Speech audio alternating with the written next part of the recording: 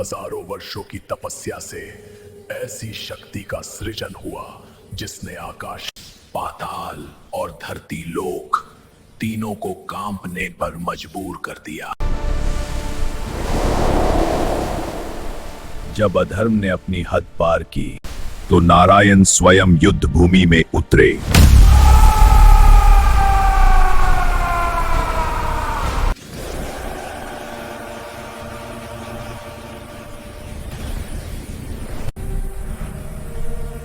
विष्णु, आज से तू मेरा सबसे बड़ा शत्रु है।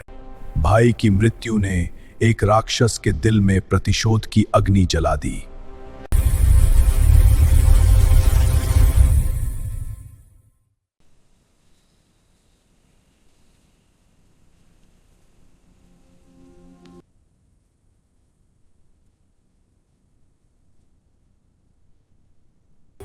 इस सृष्टि का इतिहास सिर्फ युद्धों और राज्यों का इतिहास नहीं है, ये इतिहास है भक्ति और अहंकार के संघर्ष का।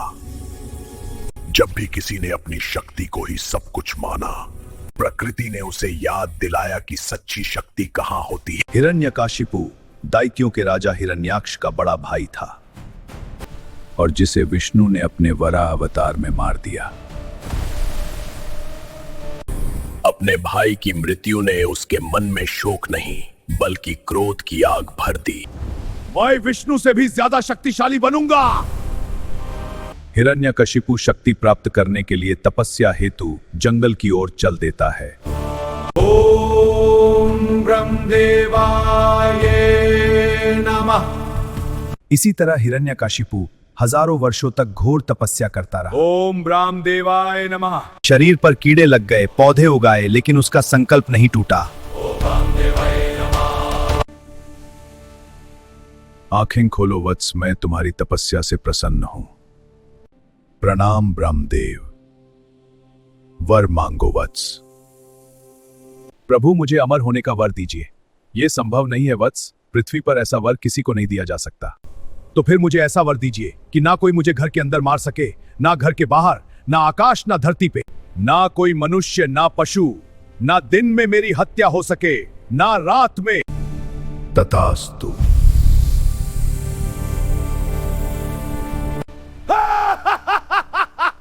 इस प्रकार हिरण्यकाशिपु ने चालाकी से वरदान प्राप्त कर लिया।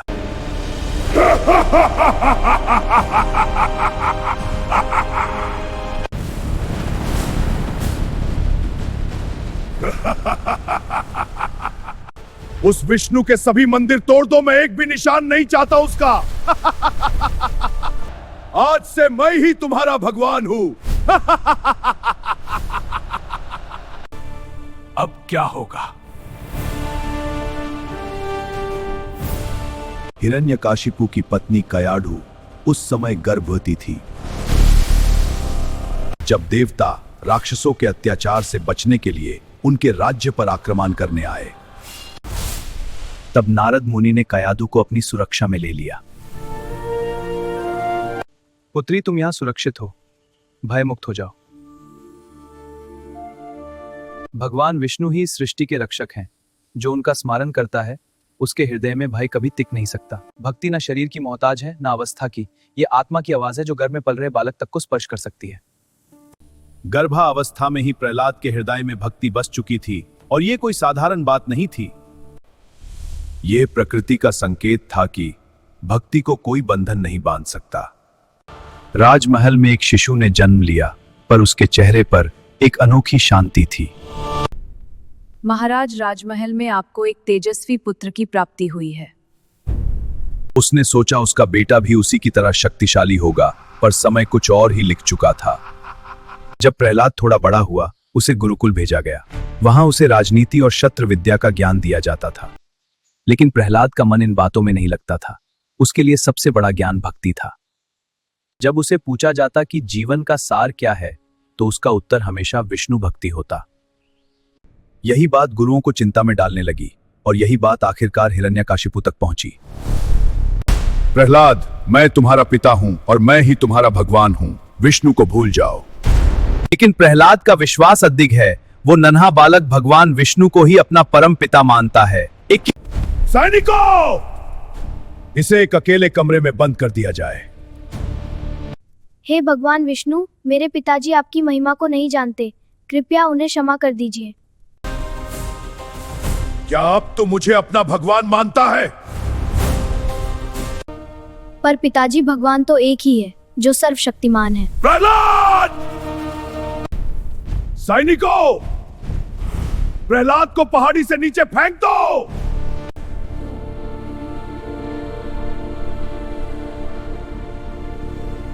सैनिक प्रहलाद को पहाड़ी से नीचे फेंक देते हैं। ओम नमो नारायणाय, विष्णु भगवान की जय। अरे, ये तो बच गया। महाराज, प्रहलाद पहाड़ी से गिरने के बाद भी जीवित है। ये कैसे संभव है?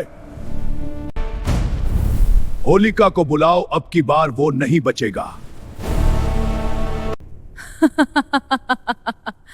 आज आपने मुझे कैसे याद कर लिया भैया?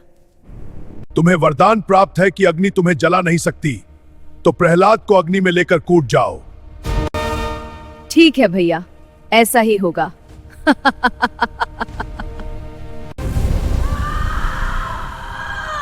ये क्या हो गया?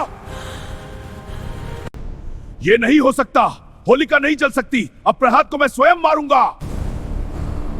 प्रहलाद, क्या तुम्हारा भगवान हर जगह है?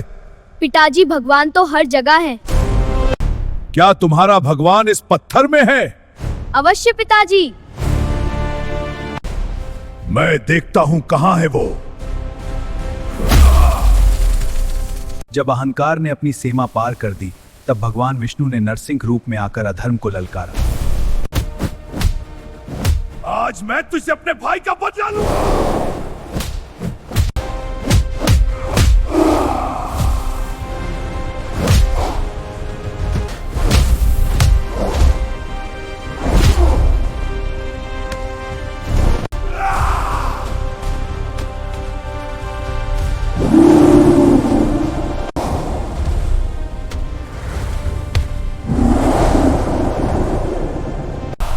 देख, ना तू घर के अंदर है, ना बाहर, ना दिन है, ना ही रात।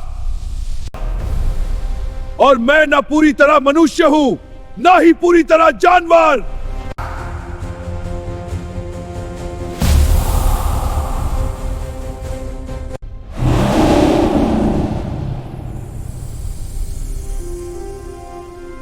और इस प्रकार अहंकार और अधर्म का विनाश हुआ और धर्म की विजय हुई।